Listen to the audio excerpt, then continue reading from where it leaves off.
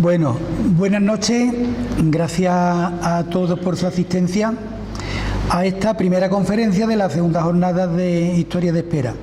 La de hoy va a tratar sobre iglesias y ermitas en nuestro pueblo. Iglesias y ermitas, algunas la ha conocido todo el mundo, pero otras son desconocidas para la mayoría de la gente porque no hemos vivido para poder verlas. Antes de empezar a hablar de iglesias y ermitas, estamos hablando de iglesias y ermitas cristianas, tendríamos que remontarnos a tiempos anteriores al cristianismo en nuestra zona y veríamos como el origen de los templos. En este término hay que buscarlo lógicamente en los yacimientos arqueológicos. Antes de que llegaran los romanos, aquí en nuestro término municipal se adoraba a Melcar, asimilado posteriormente como Heracles, el Hércules griego, y a Tanit, eran dioses fenicios cartagineses. Heracles Melcar, de Fenicio, una imagen, una escultura que se conserva en Cádiz en el museo, y Tanit, esto es una terracota, o sea, una figura de barro. Posteriormente, en época romana, debieron existir en los dos yacimientos, tanto en Cariza como en Esperilla, los clásicos templos dedicados a cualquiera de los dioses romanos, pero sobre todo a la tríada capitolina, que eran Júpiter, Juno y Minerva. Esa es una imagen de una tríada de Palestrina, en Italia, una localidad italiana. Pero las primeras noticias sobre el cristianismo en nuestro territorio nos las ofrecen unos ladrillos con un crismón como este que están viendo ustedes. El crismón era un símbolo de los cristianos primitivos primero, en donde aparecen las dos primeras letras de Cristo, del nombre de Cristo, la X, que la hace la J griega, y la R, que es esta como una P nuestra, pero una R griega, de Cristo. A su lado hay una alfa y una omega, simbolizando el alfa y la omega, el principio y el fin de todo. Aquí en nuestro término aparecieron una serie de ladrillos procedentes del Cortijo del Infierno, cercano a Cariza Aurelia, y se conserva en el Museo Arqueológico de Espera. Estuvo durante mucho tiempo en la iglesia parroquial y es una inscripción de Aelia Usbata, una niña cristiana que viviría allí, si no en Cariza, en la cercanía de Cariza, con su crismón en el centro. Lo que pasa es que está muy gastado y apenas se ve. Su crismón, la X y la R, la alfa y la omega. Y sabemos que Aelia Usbata era una niña que tenía 14 años. Del dominio visigodo en nuestra zona conocemos poco. Hemos encontrado algunos restos, pero son pocos. No tenemos noticias de ningún tipo de templo. Manuel González Jiménez, un catedrático de Historia Medieval de la Universidad de Sevilla, tenía documentada una aljama en Borno y otra en Criste, en Santiago de Criste, o sea, en Las Viñas. Pero en Espera han existido ermitas de las que se tenían noticias, pero de ellas se sabía muy poco. Y hoy vamos a intentar contar algo más de lo que hemos podido ir documentando en distintos archivos sobre tanto iglesias como ermitas. Los templos cristianos surgen, como es lógico, tras la conquista por parte de Fernando III y de su hijo Alfonso X el Sabio. Conquistan la zona a partir de entre 1248 y 1268. Una vez que el castillo musulmán que tenemos arriba pasa a manos cristianas, debemos suponer, si no la erección, si el dejar algunos de los apartados, algunas de las dependencias del propio castillo para el culto de la primera villa cristiana que existiría allá arriba. Si ven ustedes ahí, estamos viendo todo el contorno. Todo esto de aquí sería la muralla, la segunda línea de muralla, y dentro, en toda la zona más oscura, es lo que actualmente es la ermita del Santo Cristo de la Antigua, y aquí en este lado la sacristía. Y esto visto desde más cerca. De esta manera surge la antigua iglesia del Señor Santiago, así se conocía anteriormente, y actualmente ermita del Santo Cristo de la Antigua. Fue la primera iglesia que hubo en el pueblo. Aquí abajo no había pueblo, el pueblo estaba todo allá arriba. Para ello se adaptó una de esas dependencias, como hemos visto. El templo del castillo es de una sola nave, se está viendo aquí claramente también. No hay ninguna partición, no hay capillas laterales. Y esta es una fotografía de los años 50. Podemos apreciar, como hemos visto anteriormente, podemos apreciar primero la primera nave con nervio gótico, otra central con bóveda de medio cañón y otra dentro donde está el retablo del Cristo, que también con nervio gótico.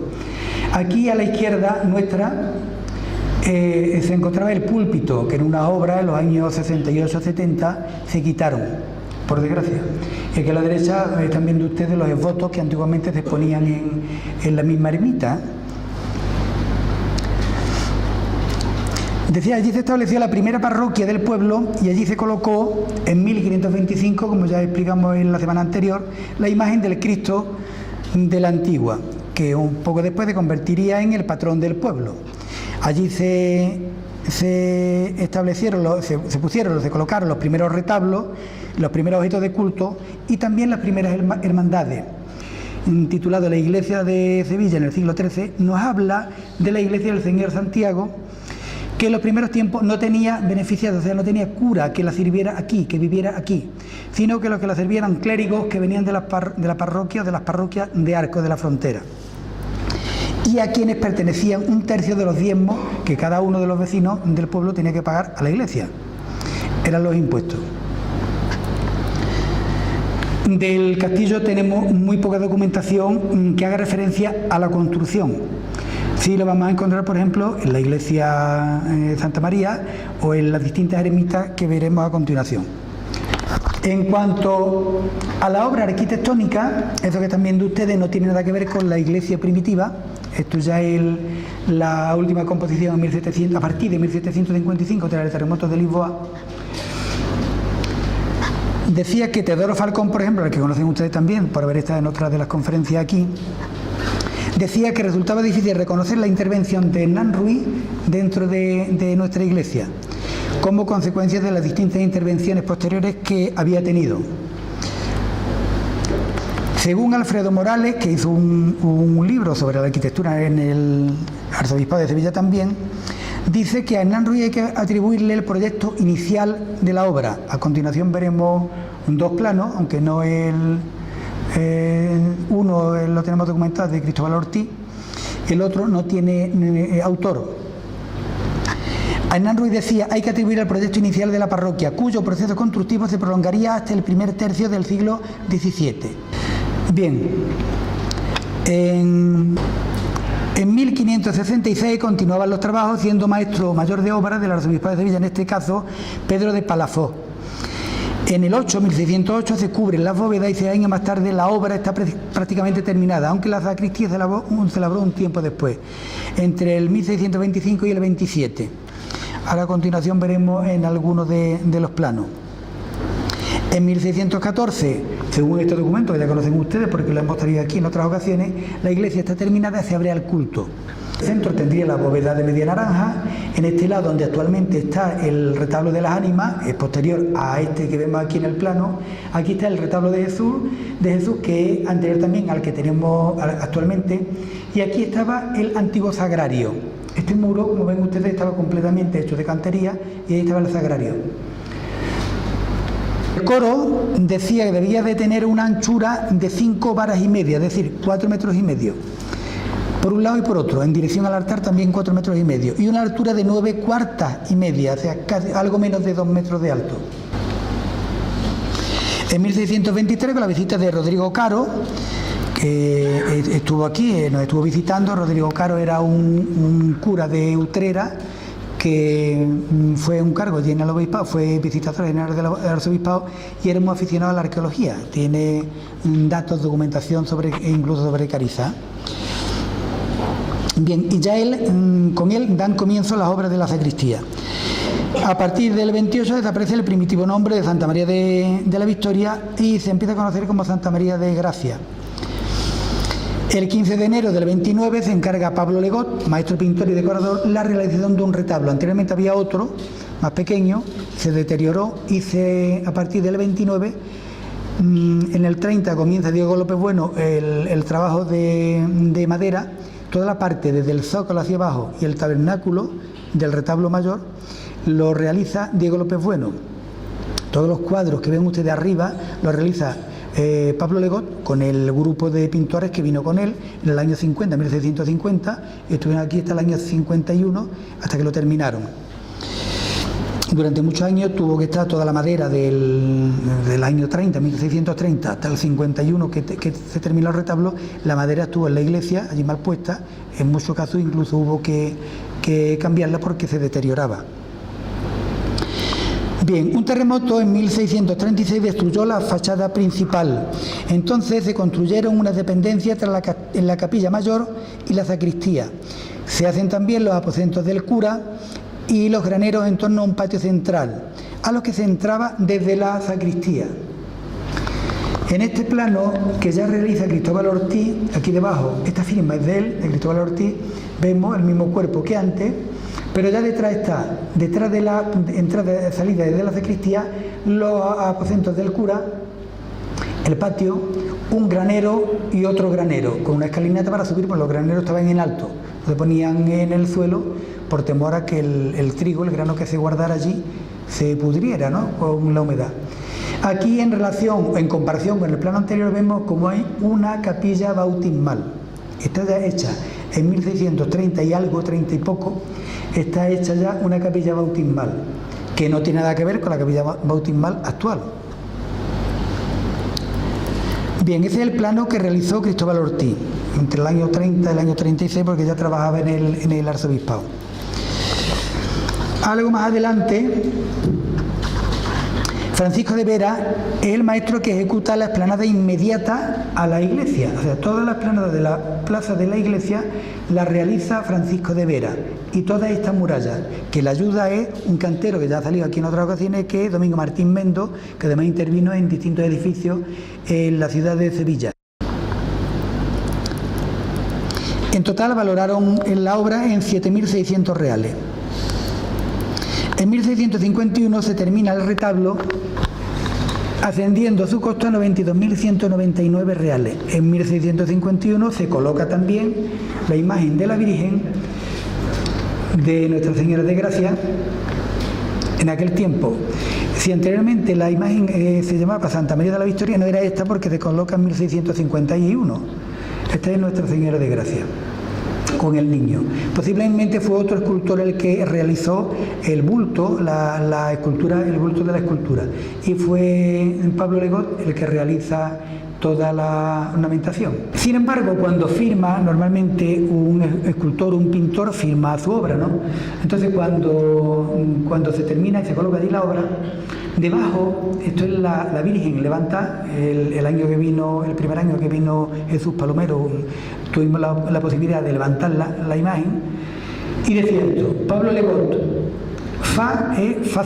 me hizo, siendo mayordomo, Joan de Morales Salazar y cura, año 1651. García Marchena, relojero de arco, la realización y colocación de un reloj, por un valor de 700 reales, de los cuales la mitad tiene que pagarlo el ayuntamiento y la otra mitad lo debía de pagar la iglesia, para que la gente escuchara las campanas, no para que viera la hora en la fachada de la iglesia.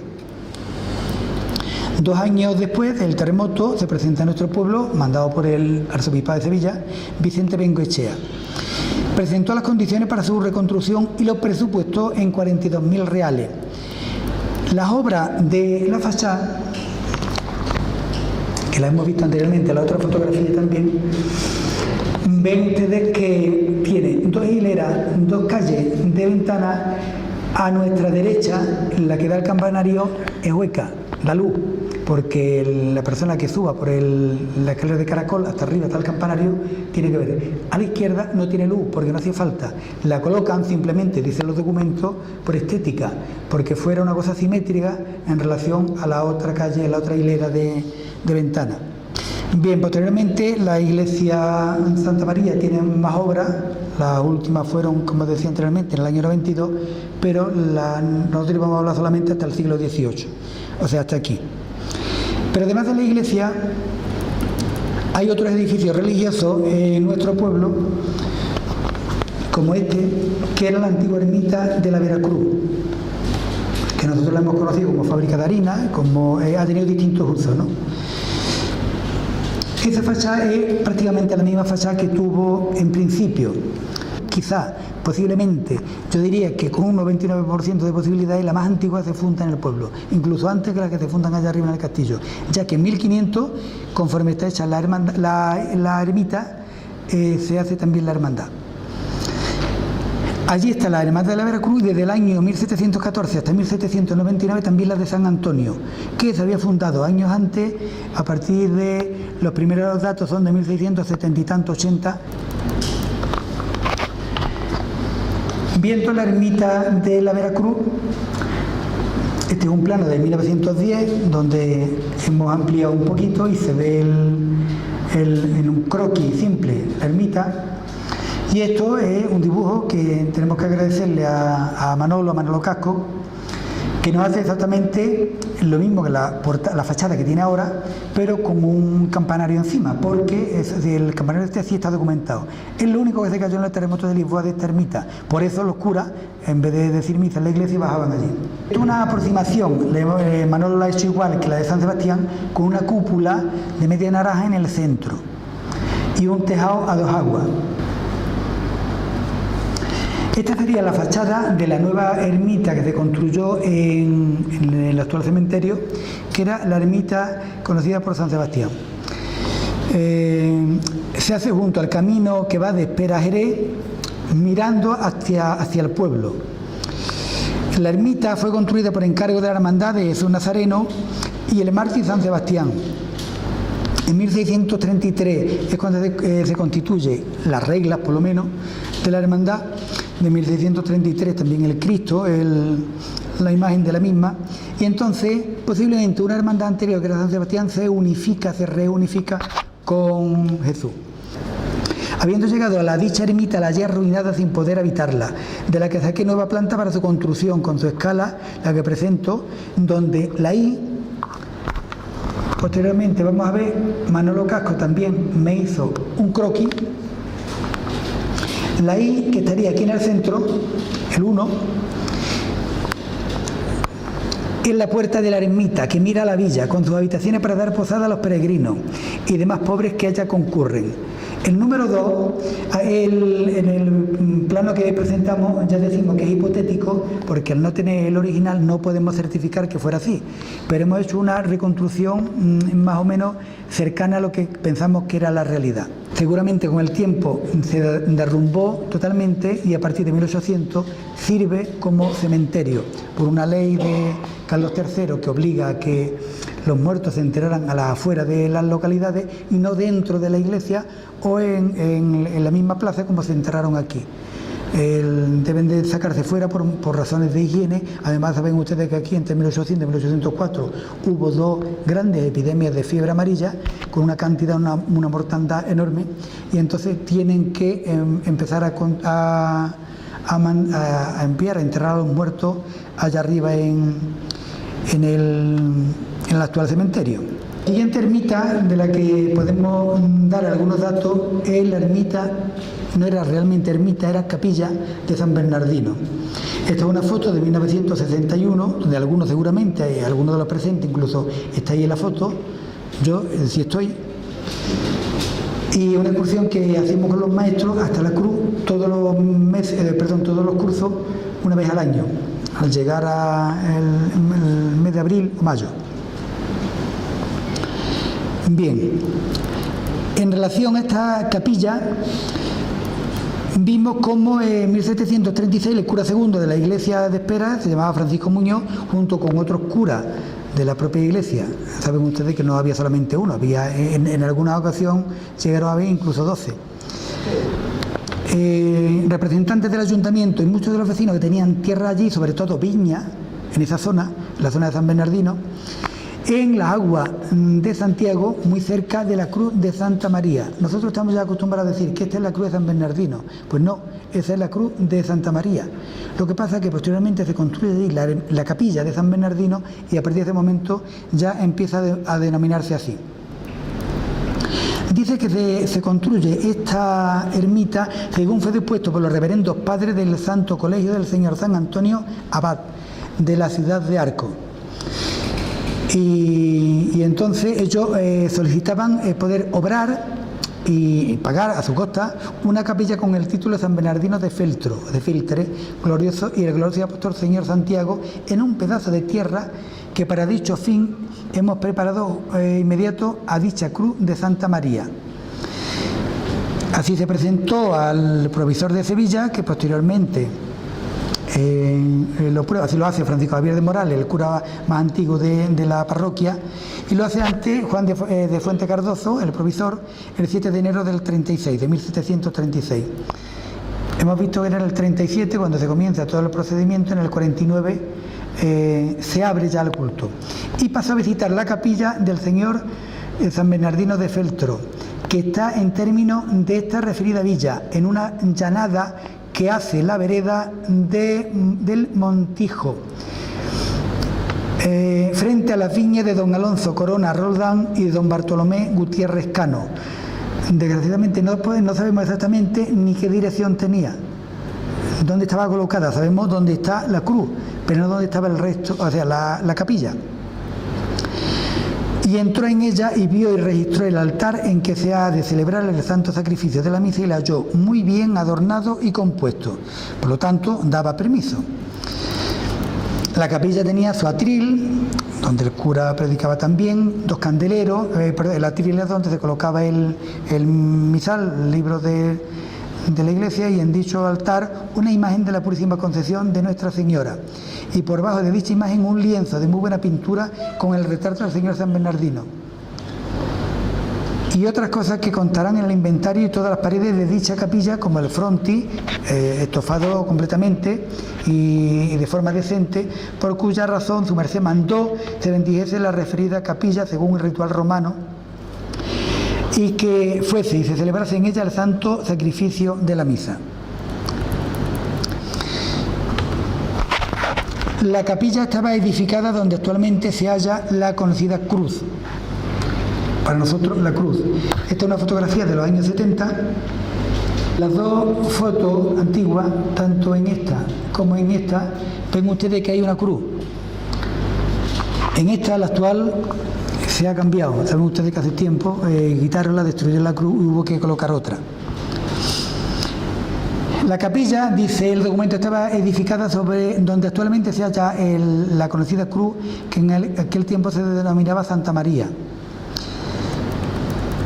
Y en esa cruz, que está en la plazuela delante de la capilla, en un pilar de 3 varas de alto, o sea, unos 2,40 metros de alto, con su peana cuadrada de cantería, con su nicho y una imagen de azulejos de Nuestra Señora del Mayor Dolor. Los distintos inventarios, se conoce, bueno, yo conozco por lo menos 4 inventarios de la ermita a lo largo del tiempo, hasta que deja de funcionar. De los distintos inventarios se han conservado la imagen de un niño Jesús y un San Juan. Todo lo demás eran láminas o cuadros.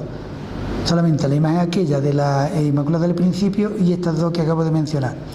La capilla tenía además una sacristía, una bodega, un soberado para nosotros, otro cuarto que sale a la bodega para la asistencia del santero y la bestia que el burro o el mulo que tenía. Bien, hay muchísima más documentación, pero lógicamente haría larguísimo este acto y no está tampoco la situación como para estar mucho tiempo aquí. En muchísima la documentación, creo que de esta manera tienen ustedes una imagen clara, más cercana a cómo eran los templos que había en nuestro pueblo. Por ejemplo, la capilla de San Bernardino no llegamos a conocerla ninguno, la de la Veracruz la hemos conocido tal como está ahora, y la de San Sebastián tampoco, porque se cayó antes de que todos los presentes nacieran. No solamente los presentes, sino muchísima más gente de nuestros antepasados. Bien, yo sin nada más que decir, tengo que daros las gracias por haber aguantado, porque el tiempo que voy a estar escuchándome, porque además el aficionado al fútbol se ha perdido también, por lo menos la primera parte de la selección. Nada más y muchas gracias por vuestra atención.